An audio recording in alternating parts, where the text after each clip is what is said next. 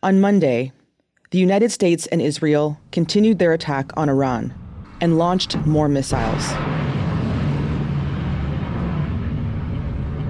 hitting targets in Tehran and elsewhere in the country.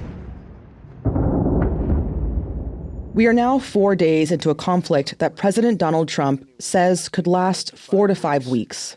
But we have capability to go far longer than that. We'll do it. Whatever somebody said today, they said, oh, well, if the president wants to do it really quickly. After that, he'll get bored. I don't get bored.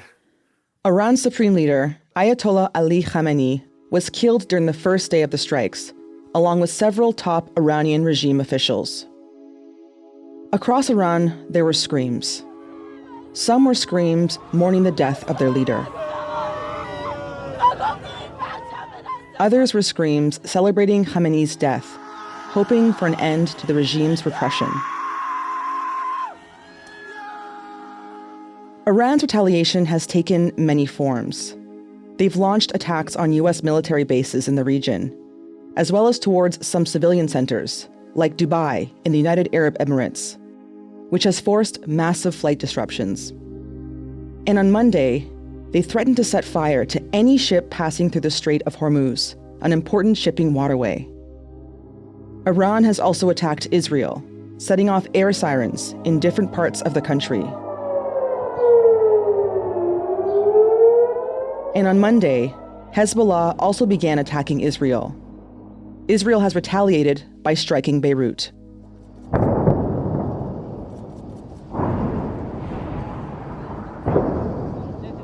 A full picture of the destruction and death is still coming into focus. We know several people in Israel were killed in a town outside of Jerusalem. The Iranian Red Crescent Society, a humanitarian group affiliated with the Red Cross, says the death toll in Iran is over 500 people. Several dozen people are dead in Lebanon. A few have been killed in the Gulf states, and at least 6 U.S. military members have been killed. Western allies of the U.S. have stated their support of the U.S. strikes, including Canadian Prime Minister Mark Carney. Canada's position on the developments in the Middle East remains clear.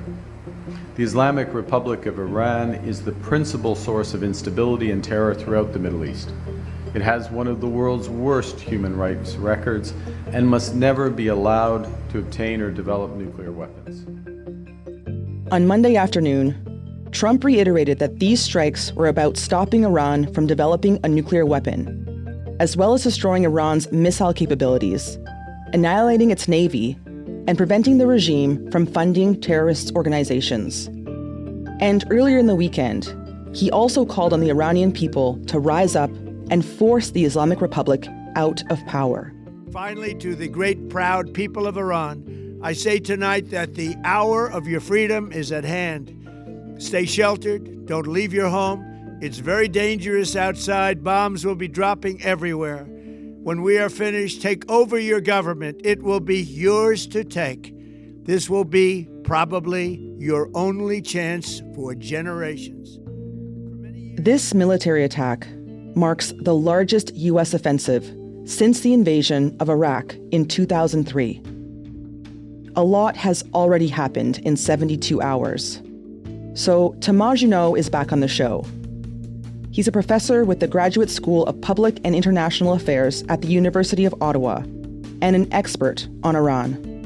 He'll explain how Iran is carrying on without its leader and what strategic calculations countries in the region are making as the U.S. launches another war in the Middle East. I'm Cheryl Sutherland, and this is the Decibel from the Globe and Mail. Hi, Thomas. Thanks so much for joining us again. Thanks for having me on again. So just a note that we are talking around 12 p.m. on Monday, and this is a very fast-moving file, so I just want to put that out there. Thomas, I want to know how you're understanding this moment. Could you give us a sense of how significant this military conflict is, in your opinion? It is very significant. And as much as there is tremendous uncertainty in terms of what happens next, and we can break that down a lot in the next few minutes, whatever happens next, things will be different. And it's easy to say that, and it's a bit of a cliche. And, things changed in the last couple of years when there was the war in June 2025 that we talked about. All true. Things will be very different moving forward. I don't know at this point if the Islamic Republic will survive, period. But even if it does survive, it will not be the same. It will be significantly different than when it's been so far. That has implications, obviously, for Iran, for Iranians. But given the Islamic Republic's role regionally, given its support for Hezbollah, Hamas, and other violent and terrorist groups throughout the Middle East, this will change regional politics. Will it change it for the better? I would like to say yes, but I'm not even convinced at this point that will be the case. And we'll get into what this might look like in a few minutes. But before we do, last time we had you on the show, you outlined 3 possible scenarios for a military conflict between the U.S. and Iran. One was that the U.S. would conduct limited targeted strikes. Another was a prolonged sustained campaign. And then the third was decapitation strikes. What scenario are we in right now? We're in a mix of 2 and 3. And in the scenario of prolonged, intense strikes, decapitation was sure to be part of it. So in that sense, that scenario kind of subsumes the third one you mentioned. There could have been a scenario of only surgical strikes on the nuclear program. That was discussed as late as last week. There could have been only a couple decapitation strikes. But right now, we are in a scenario of sustained strikes. It's not clear how long this is going to last. One of the big questions that everyone is asking, to which we don't have an answer as of Monday, but I doubt that as of Tuesday we will, is, well, what is the end goal here? Is the end goal regime change? In that case, we are talking about weeks. That is not going to happen in the short term. Never say never, but very unlikely. Is the goal to weaken the regime to force its return to the negotiating table? In that case, that's completely different. That could stop soon. It could stop this week. I also see a scenario. Is it 50-50? I don't know. But I see a scenario soon where President Trump actually says, you know what? I won. I killed the supreme leader. I decapitated the leadership. I significantly weakened their military infrastructure, which is absolutely the case right now. And every day that goes by, it gets worse and worse for the Islamic Republic's power projection capability. And then if you believe some of the media reports, there are rumors of a return to negotiations at some point. Trump says, I won. I forced them to return and to make more concessions. That could happen too. But in that scenario, the Islamic Republic survives. It's different. It's weaker, but it's not gone. Trump blows things up. Sometimes literally, as he is doing to Iran now, or figuratively, where he just creates complete chaos. He sees where the pieces fall, and then without much of a detailed plan, without much of a detailed endgame, and then he looks at how he can seize the chaos to create an advantage for him. And by advantage, I don't mean a strategic or diplomatic advantage for the U.S. I mean a way for him to frame whatever is going on as a victory for him personally. To say I won. Yeah. Even if the way that he's going to frame it is going to be loosely connected to facts at best. So for now, my best guess, and it is a guess, is that that's more or less the strategy. Do any of the past U.S. attacks on countries in the region, like the retaliation against Afghanistan in 2001, the invasion of Iraq in 2003, as well as the bombing campaign of Libya in 2011, do any of these past attacks seem relevant in terms of understanding what could happen next? In only a very limited way. Generally speaking, I have to be transparent here, and I'm fairly skeptical of analogies like that. Comparing wars, comparing military interventions is always a bit risky because people become a bit too rigid in terms of what you can get from a previous analogy. People will pick and choose either the good or the bad of a previous military intervention or war and apply it to the current one. And it locks us into rigid mindsets that I'm always a bit reluctant to engage in. In any case, these interventions, Iraq 2003, complete disaster. Libya 2011, the country has still not recovered. Disaster.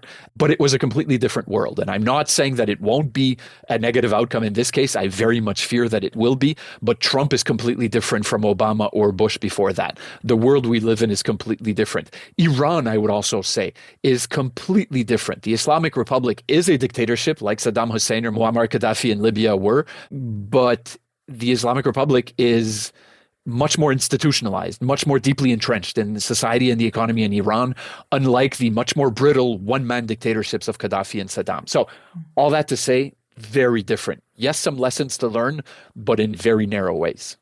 What about Venezuela? Can we compare what happened there to what's going on with Iran? Yes, in the sense that it's Trump in the case of Venezuela, but no in the sense that the system in Venezuela and the Islamic Republic are extraordinarily different. The region is different. Clearly, the intervention is different. Venezuela, it was 3 hours in and out, decapitate the leadership, not killing him, but taking the president only and then running out. Whereas now we are talking about a days and perhaps weeks-long intervention.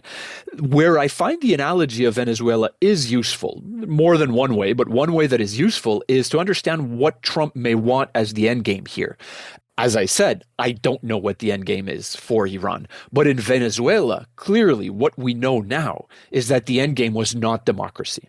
Trump had absolutely no problem in leaving the system in Venezuela in a different way. But that country, as far as I can tell when I listen to actual Venezuela experts, is not on the road to democratization.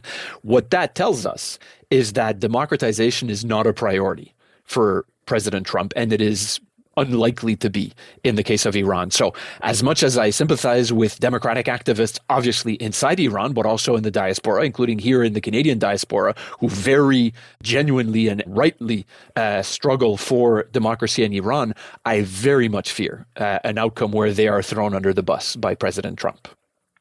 We've talked in the past about how much weaker Iran has been as of late, especially after the U.S. Israeli strikes from June 2025, and then the huge protests and deadly crackdown from the beginning of this year. So how much weaker is the regime now that Ayatollah Khamenei and several top Iranian officials have been killed? Even much weaker. And I think you framed it right in your question. The last 2.5 years have been very difficult for Iran. Geopolitically, the country has suffered serious blows. The collapse of the Assad regime in Syria, its only ally, Hezbollah in Lebanon has been weakened. And, in the past couple days, it's been hit even harder by Israel. Hamas is decimated. It's still alive, but far weaker than it was before. Pro-Iran militias in Iraq are not getting involved in this. They are way too busy making corrupt money inside Iraq and don't want to damage their economic prospects for Iran's war.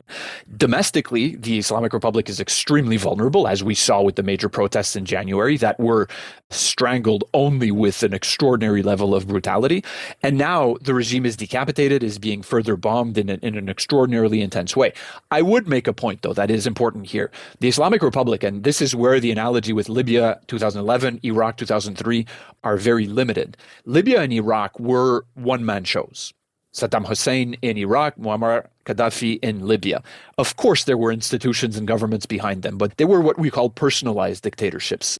That's not the case of Iran. Yes, the supreme leader was at the apex of power. Yes, power was very much concentrated in his hands, and he had divided the system so that a lot of military, intelligence, law enforcement units would report to him, the judiciary, to prevent the formation of internal coalitions against him. That's all true, and that will make the next steps complicated, and that's an understatement. But it does remain that this is a system that is deeply institutionalized and that was not completely dependent on one man. So now that Khamenei is dead, is that the collapse of the regime? No. Does it make the regime weaker? Yes, but not more than that, at least for now. So who is in power now? That is a very good question.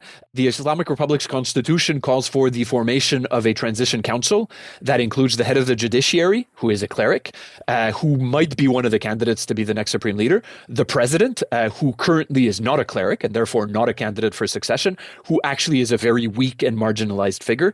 And the third member is a member of the Guardian Council, which is one of the top clerical bodies that plays a very powerful role in the system of the Islamic Republic. And that member of the Guardian Council that is now in the Transition Council, Ayatollah Arifi, is one of the candidates for the Supreme Leader's succession.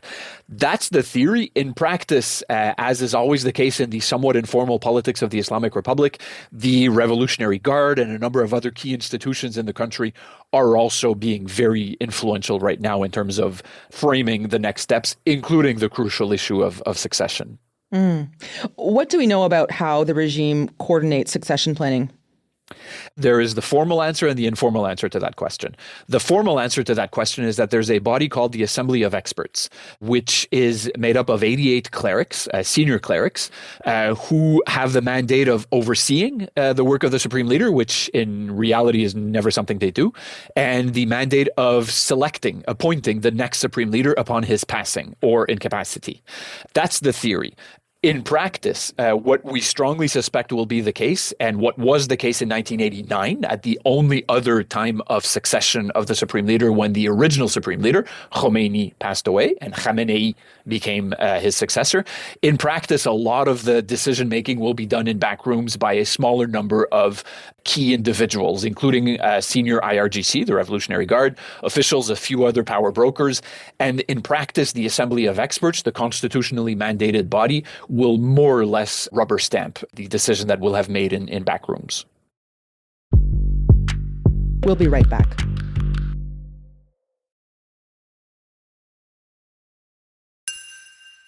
Trump has been explicit in calling on the people of Iran to essentially do the hard work of a regime change. How realistic is it to believe that the Iranian people could rise up, especially in the midst of a military conflict, and force political change?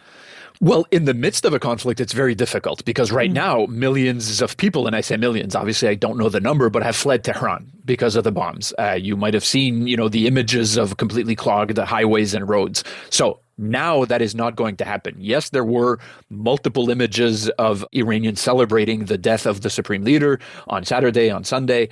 I expect that will continue, but a large-scale protest is very difficult as long as the war continues. The issue is when the war stops, what happens? Trump has called on the people to go back to the street. I strongly suspect that people will go back to the street. The problem is that depending on when the strikes stop, so far, at least, the Islamic Republic retains very strong repressive capacity. We do see reports in the media of Israel and the U.S. hitting not only military bases, nuclear sites, air defense sites, but also police sites, IRGC bases, Basij, which is kind of the reserve force of the IRGC, stations also being hit. We don't know the damage so far, but if we are in a scenario where the strikes stop soon, maybe this week, within a few days, there's a very serious likelihood of the regime retaining sufficient repressive capacity. And then if the people do go to the street, it will be a bloodbath. Right. And this is where analogies are always imperfect. But one historical analogy is 1991, when the U.S. militarily expelled Saddam Hussein and Iraq's forces from Kuwait.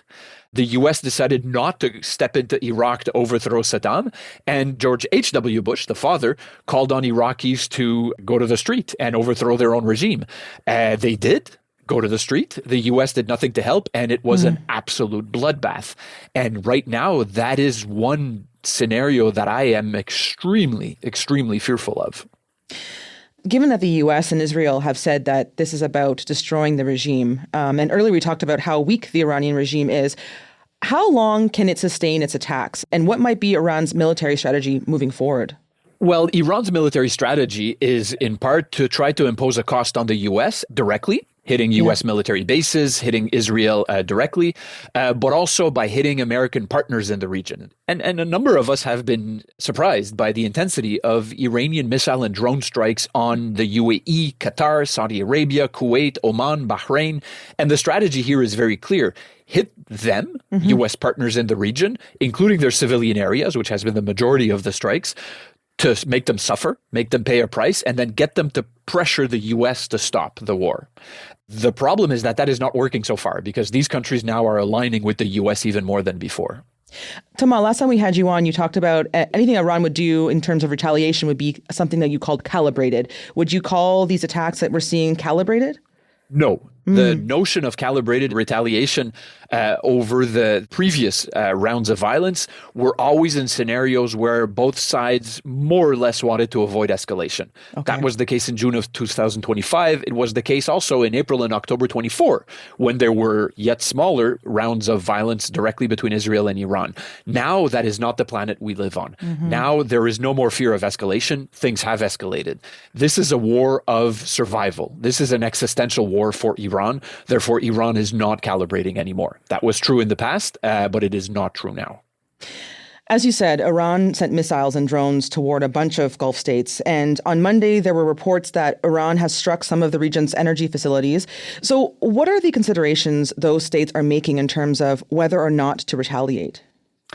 So there actually have been a couple reports in the media that Saudi Arabia is considering direct retaliation, i.e. its own fighter aircraft attacking back. I'm definitely going to keep an eye on that, though for now, they are mostly directly staying out. They are focusing their energies on air defenses against Iranian missiles and drones. In the days and weeks before this all started on in the night of Friday to Saturday, a lot was said about how the Gulf states were pressuring the U.S. not to attack. The logic of that was that they were at the front lines. They wanted to avoid exactly what is going on now. They were no friends of Iran. They were not doing that to defend Iran. They view Iran as their main threat, their main enemy, and that was the case before, and that hasn't changed. If you look especially at countries like the UAE and Qatar, and we talk a lot about Dubai and all the glitzy skyscrapers, and to varying degrees, that's also true of Abu Dhabi and the rest of the UAE and certainly of Qatar. These are countries that have completely built their brand around them being havens of stability in the Middle East, where international investors, companies can go and do business in a fairly open and freewheeling way. These are countries that are extremely prosperous, and that prosperity is very much reliant on that image of stability. So their nightmare was any direct war, as we are seeing now, that is damaging that image of stability. But now that that war is started, they have made the choice to varying degrees of siding with the U.S. to ensure that they can count on U.S. protection, on which they remain very reliant, but also because they absolutely view Iran as their enemy. On stability, these kind of military conflicts can have ripple effects further afield than where the bombs land, right? So what kind of destabilizing effect might these strikes have in the Middle East? Well, we are seeing a very destabilizing effect by civilian areas in multiple countries, the Gulf countries, but also Jordan and Israel being targeted. So it is important to emphasize that reality that civilians are being targeted in Iran as well, in some instances that are increasingly documented. Another destabilizing aspect that has not happened so far, but that could happen if we are in longer term weeks of strikes and war, is population movements. Will people start fleeing Iran? We are not there yet, but in worst case scenarios that are now not far-fetched, that could be a catastrophic consequence as well. The other consequence, obviously, is the economic one. We are already seeing, as of early this week, oil and natural gas prices going up. In scenarios where this goes on for more than days, possibly weeks, oil and gas prices will go up even more because shipping will be severely curtailed in the Persian Gulf, where about 20% of daily oil production transits. Iran has started targeting a bit, but will likely do it more and more if things are longer. Oil infrastructure in Saudi Arabia and its neighbors. And that becomes very concerning. And I would add, by the way, that this is really concerning in terms of domestic politics for Trump, who was really able to exploit the high inflation under President Biden and to use that against Kamala Harris at the time of the 24 elections. If oil prices go up because this war goes on for a long time, this could hurt Trump domestically in a context where midterm elections are coming up in November, and that's pretty soon. Monday saw a new front to the conflict open up with Israel and Hezbollah in Lebanon exchanging attacks. What do you make of this conflict widening? That was to be expected, that Lebanon would be a theater in this conflict. Israel has severely weakened Hezbollah in the last 2.5 years or so. Hezbollah is not the force that it used to be, but it is far from dead. It still has an ability to hit Israel.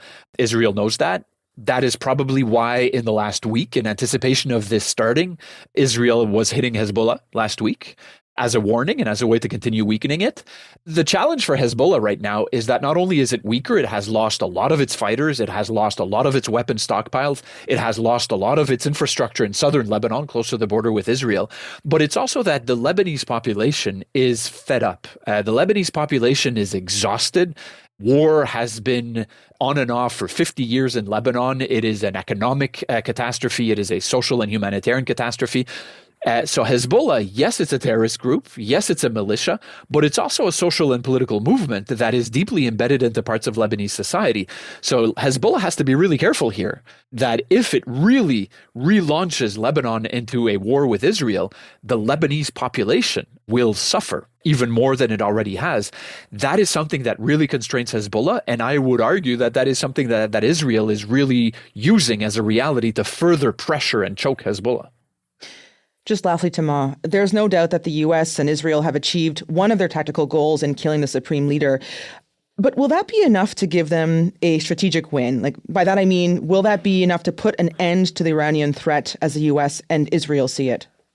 Well, Israel has been very clear that its objective is the overthrow of the regime. Okay. Netanyahu has said that recently, and he has said that for decades, that he has actually partly built his political career not only on that, but partly on presenting himself as the one Israeli leader who can protect Israel against the Iranian threat. His goal is regime change. On the U.S. side, like we said, I don't know what the objective is. I could very clearly see President Trump declaring victory. That would lead to tension with Israel, but ultimately I think he would impose a cessation of hostilities on Netanyahu. Would that put an end to the Iranian threat? No. Would it lead to a diminished Iranian threat? Yes, because it is so weakened. But in that scenario, one of the fears is that we are not quite returning to the status quo, because no, things wouldn't be the same. The Islamic Republic would be weaker, but it would still be the Islamic Republic. It would still be brutally repressing its own citizens. To some extent, yet to be determined, it would still pose a degree of threat to regional stability. So the fear in this scenario, if you go farther down the road, is a repeat of other types of cycles of violence and instability. Tamar, thanks so much for coming on the show. Really appreciate it. Thanks for having me on again. That was Tamar Juneau, a professor with the University of Ottawa's Graduate School of Public and International Affairs. That's it for today. I'm Cheryl Sutherland. Bianca Thompson joins us from the Canadian Journalism Foundation's Black Fellowship Program and is our associate producer. Our producers are Madeline White, Rachel Levy-McLaughlin, and Michal Stein. Our editor is David Crosby. Adrian Chung is our senior producer, and Angela Pacenza is our executive editor. Thanks so much for listening.